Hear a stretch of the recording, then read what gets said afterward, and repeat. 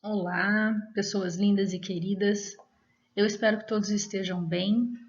Sejam todos muito bem-vindos para mais um dia de estudo e aprendizado. Hoje nós vamos iniciar o capítulo 9, que fala sobre dois sentimentos que, dentre todos os que são mencionados nessa oração, talvez sejam os mais fáceis de serem identificados por nós, mas nem por isso são os mais fáceis de se aceitar e se trabalhar: a tristeza e a alegria. E antes de qualquer coisa, nós precisamos de cara romper com uma crença limitante e preconceituosa de que tristeza e depressão é frescura e é fraqueza. Porque não é nenhuma coisa e nem outra. É muito sério, muito grave e requer atenção e cuidado. Então, dito isso, vamos lá. Inicialmente, vamos falar sobre o círculo vicioso destrutivo da tristeza. Não da tristeza pontual circunstancial, aquela tristeza nossa de cada dia. Nós vamos falar sobre a tristeza existencial, que é um sentimento de apatia e desmotivação que faz com que a pessoa deixe de ver sentido na vida. Essa tristeza existencial tem origem no sentimento da indiferença. E o que é a indiferença, né? Indiferença é a frieza, é o desprendimento, a falta de interesse, descaso, é a apatia, é não se importar mais.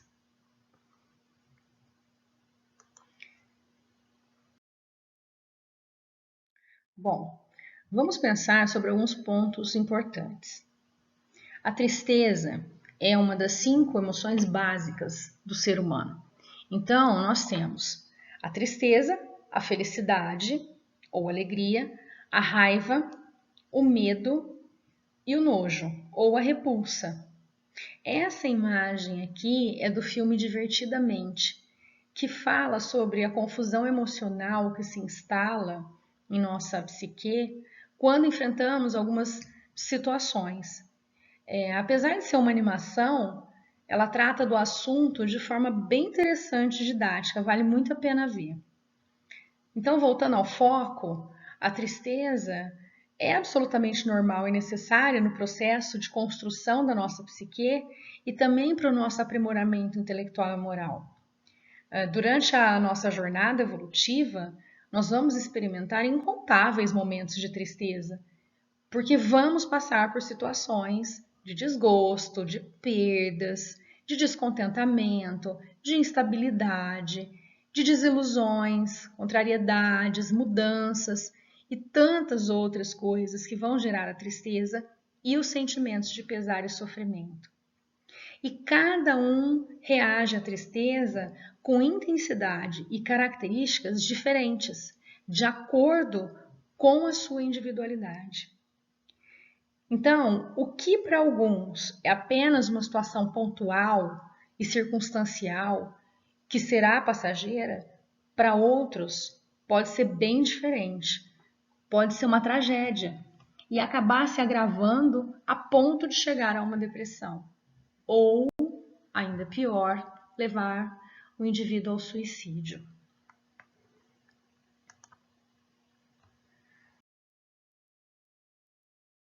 Então, por exemplo, a perda de um emprego. Alguns passam por isso sem grandes problemas, se entristecem, mas seguem suas vidas e logo já se reorganizam, já superam essa situação. Já para outros, essa situação não é tão simples. A pessoa não consegue seguir, não consegue passar adiante. E ela começa então a cultivar um sentimento de menos-valia, de incapacidade, de vergonha.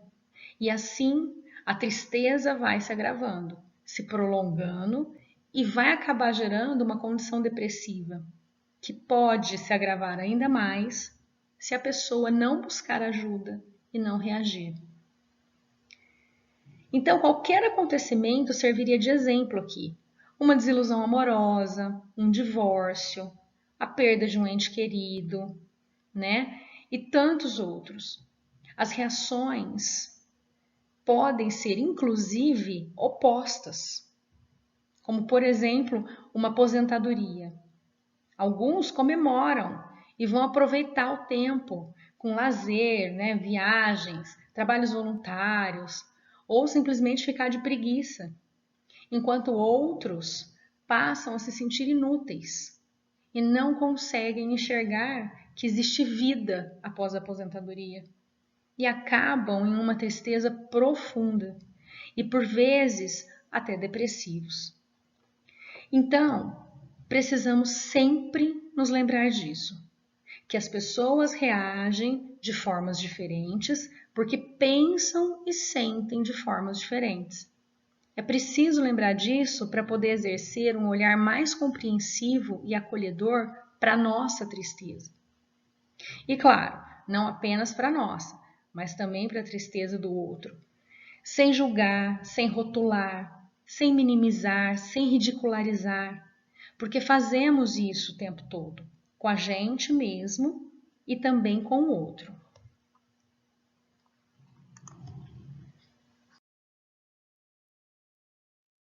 No livro Autodescobrimento, Joana de Ângeles nos faz um alerta, dizendo que a indiferença inicia-se, às vezes, numa acomodação mental em relação aos acontecimentos, como mecanismo de defesa, para se poupar de trabalho ou de preocupação, caracterizando-se num triste conceito: deixa para lá. Todas as vezes que o ser humano aciona esse mecanismo de defesa e se deixa para lá, acaba gerando mais um problema, porque toda questão não resolvida retorna mais complicada. Então, quantas vezes falamos ou ouvimos frases com esse conceito do deixa para lá? Ah, isso é frescura, é falta do que fazer. Depressão é coisa de gente rica, pobre não tem tempo para isso. Dá uma surra de cinta que passa. Ah, isso aí é mania de adolescente. E por aí vai.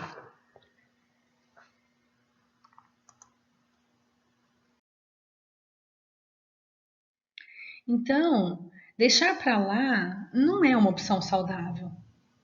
Nós precisamos vivenciar as nossas emoções, os nossos sentimentos, para que eles cumpram os seus propósitos em nossa jornada evolutiva.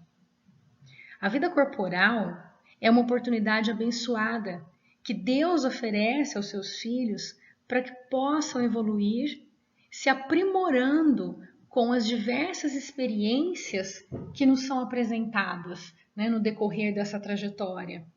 As experiências de desafio, que são as experiências desagradáveis, e as experiências estímulos, que são as experiências agradáveis.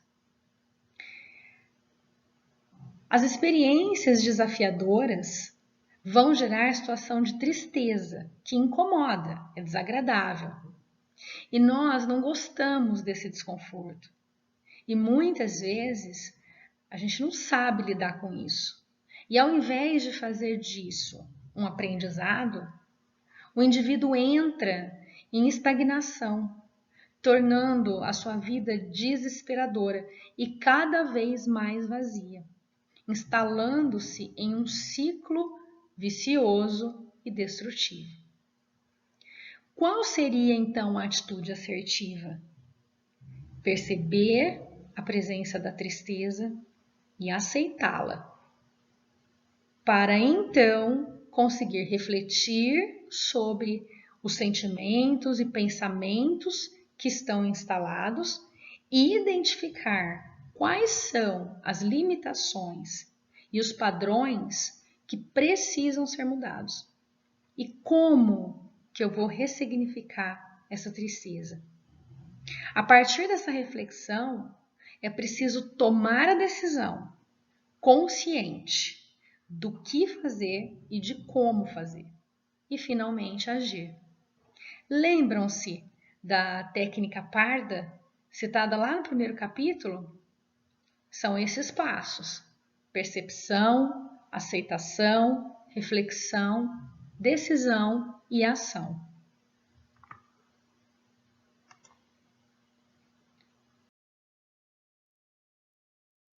Mas o que ocorre frequentemente é que o ser humano tem ainda muita dificuldade de lidar com as situações que geram desconforto e sofrimento e acaba por fazer escolhas que levam a mais conflitos existenciais e mais desequilíbrio emocional.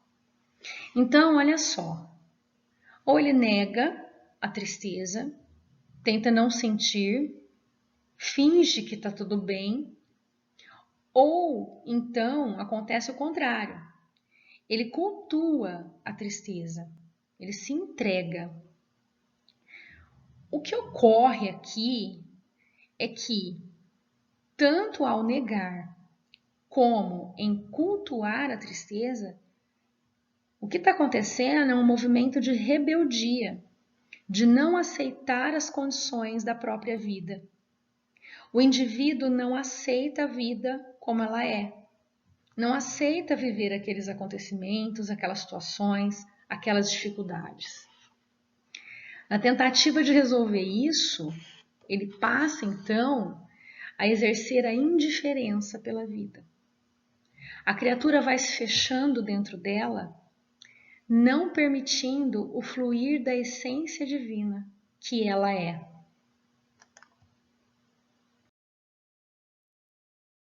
E é essa inibição do fluxo dessas energias essenciais que causa a tristeza existencial.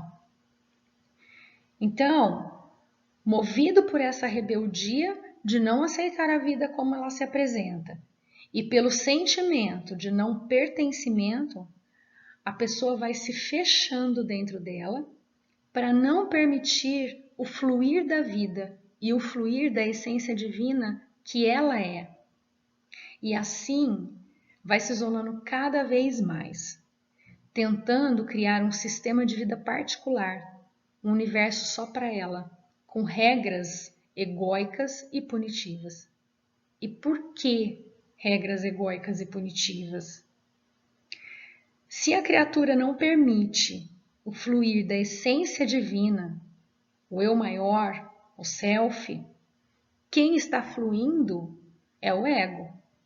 Então, regras egóicas. É o ego no comando.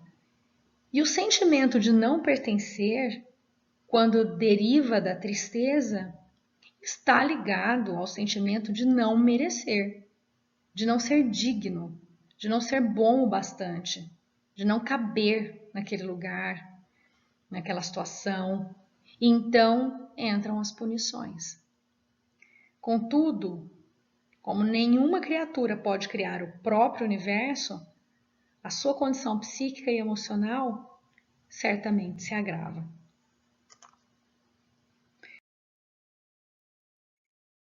Essa tristeza existencial profunda vai levar o indivíduo para um movimento de querer tolher todos os seus sentidos, sentidos transpessoais, transcendentes, sentidos psíquicos, intelectuais, emocionais e até mesmo os sentidos sensoriais.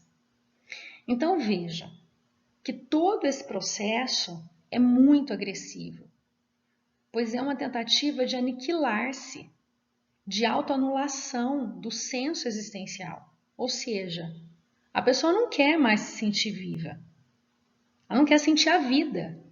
E por isso ela quer impedir as manifestações de todos os sentidos, como se nada mais valesse a pena. Há, intrinsecamente, a vontade de se desconsiderar como obra amorosa da criação, como se tudo que houvesse nela fosse desprezível.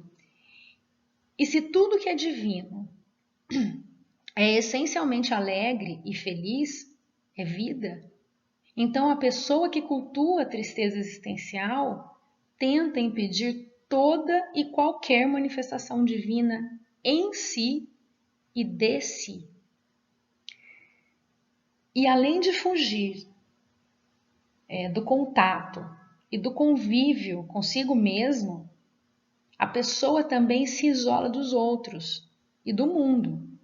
Ela foge da troca e do convívio interpessoal.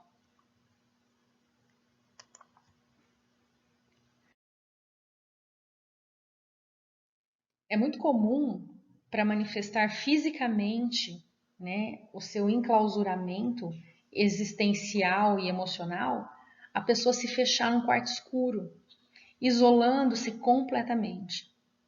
Porque existencialmente, em um nível psíquico, é exatamente assim que ela se sente.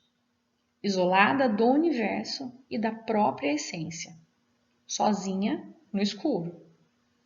A pessoa, de uma certa forma, quer que o ambiente físico reflita o seu ambiente psíquico.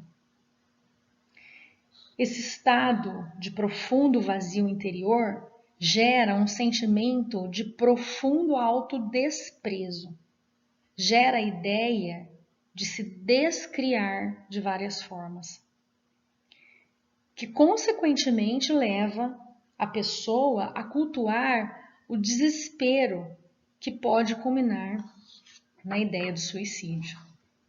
E quase sempre, nesse movimento todo que acontece, instalam-se os processos obsessivos.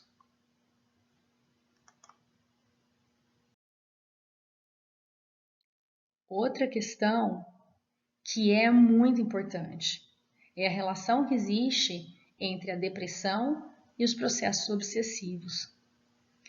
Na maioria das vezes, as pessoas que se aprisionam na depressão trazem as consciências profundamente maculadas. E ao invés de se perdoarem, condenam-se a uma vida vazia.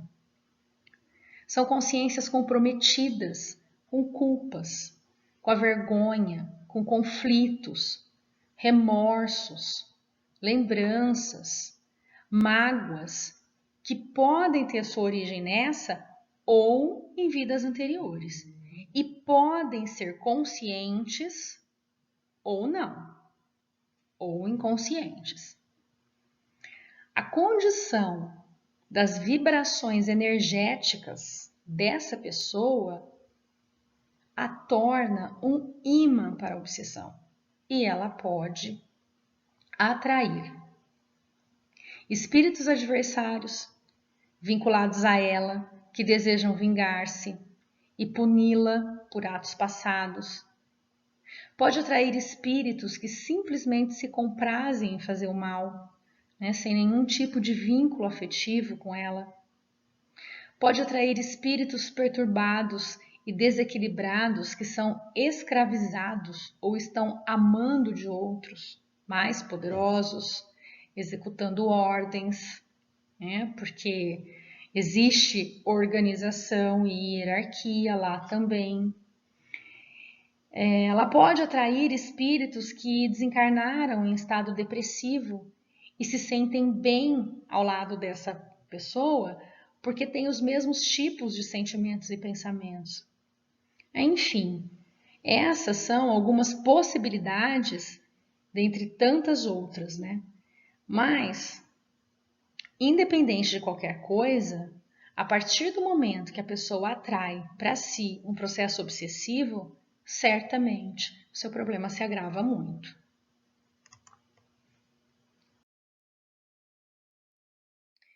E o autor traz a indicação, né, desse livro, Depressão e Obsessão, Duas Faces de uma Doença Espiritual, que também é de sua autoria, onde ele faz um estudo da ligação entre a depressão e os processos obsessivos.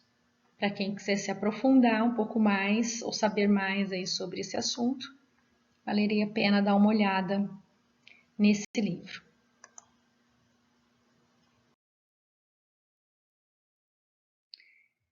Então, trazendo mais uma citação da Joana, também do livro Autodescobrimento, ela diz assim, que a indiferença é um vício mental profundamente alienador, de caráter anestesiante e tóxico, que termina por matar os sentimentos, levando a pessoa a patologias mais graves na sucessão do tempo.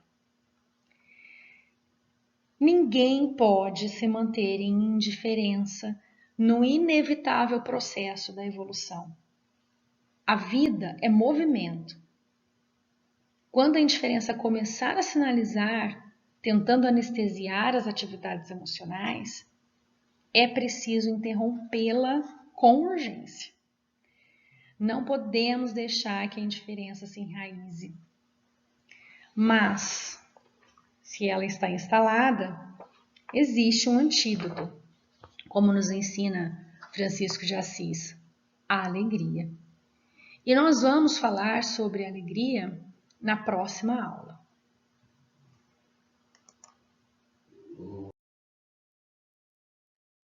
Para encerrar, eu gostaria de abrir um parêntese aqui, para fazer uma observação que eu acho que é muito oportuna.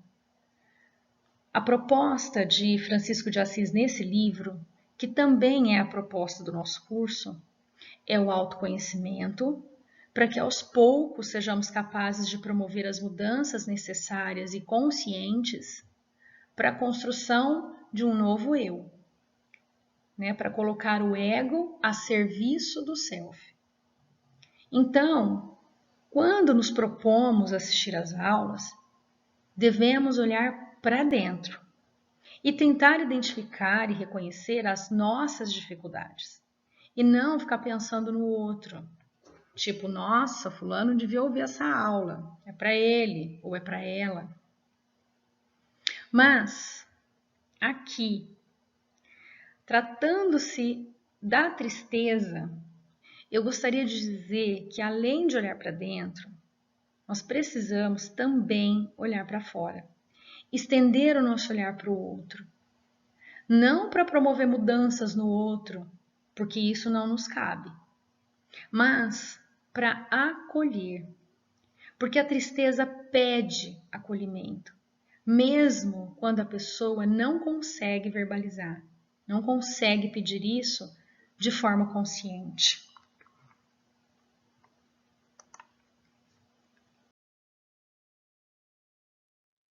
A pandemia do Covid-19 está colocando a sociedade em um momento incomparável em questões de impactos nocivos à saúde mental.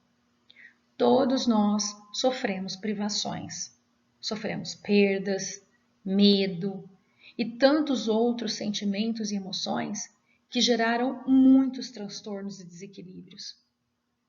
Houve um aumento e um agravamento significativo dos casos de ansiedade, depressão e suicídio, segundo a Organização Mundial de Saúde. Então, nós vamos entrar em setembro. E existe aí a campanha do Setembro Amarelo, é o mês de combate à depressão e prevenção do suicídio. Então, além de olhar para nós mesmos com mais atenção e mais cuidado, vamos olhar também para quem está à nossa volta, principalmente para os nossos próximos mais próximos. Será que não tem alguém do seu lado se fechando, precisando de ajuda?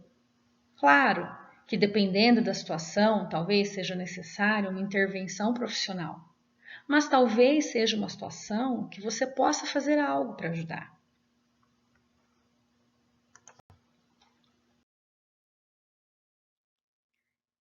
Então, tem criança em casa? Observe o comportamento dela. Veja se ela está mais quieta, mais apática, mais chorosa, está comendo menos, está comendo mais. Observa se há excesso de irritação, de agressividade, problemas de fala, como a gagueira, por exemplo, ou voltar a falar como bebê. Veja se surgiram dificuldades de aprendizagem, dificuldades de socialização. Presta atenção na euforia também. Isso pode ser um sintoma de depressão.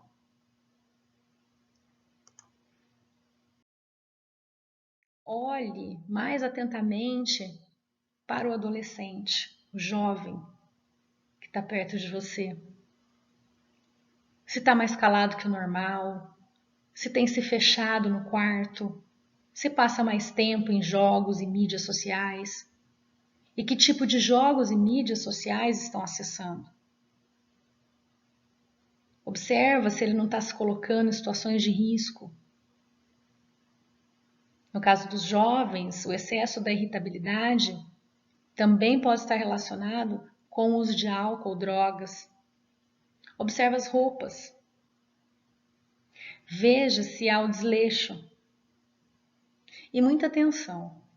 Aquelas roupas que escondem tudo, mangas longas, calça comprida, capuz, elas podem ser usadas para esconder alguma coisa. Esconder machucados, casos de agressões sofridas por terceiros ou automutilação, ou picadas de agulhas, no caso de uso de drogas injetáveis, ou a vergonha do corpo, ou a não aceitação do corpo, nos casos de conflitos com a sexualidade.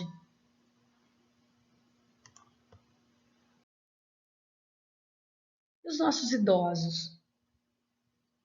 Estão sendo cuidados? É preciso também uma atenção especial para o idoso, que foi o principal grupo de risco dessa pandemia e talvez os que mais sofreram com o isolamento social. E esse é um momento extremamente delicado para aqueles que já fazem parte de um grupo que é muito mais sensível à solidão. Observe como se comporta esse idoso. Se ele está se queixando mais ultimamente, se tem mais dores, insônia, confusão mental, perda de memória, apatia. Observe a frequência de declarações autodepreciativas, como por exemplo, eu não quero ser um peso para ninguém, sinto que já vivi por muito tempo, ou gostaria de poder dormir e não acordar. Podem ser formas de sugerir a ideação suicida para sinalizar algum sofrimento muito grande.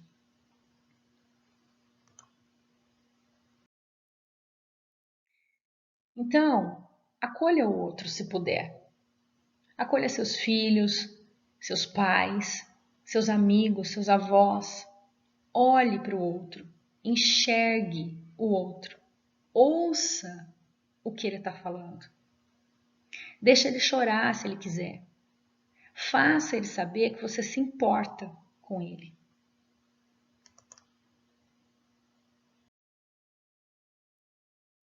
E cuide-se.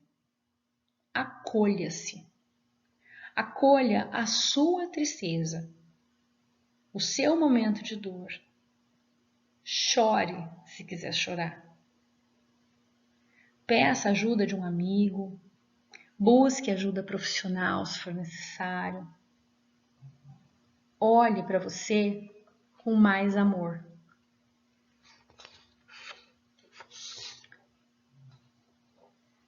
Então, encerramos por aqui. Obrigada pela companhia. E eu desejo que essa nossa reflexão de hoje faça sentido para você, seja verdade em seu coração e que seja útil não apenas para agora, mas para a vida. Um grande abraço a todos. Fiquem com Deus.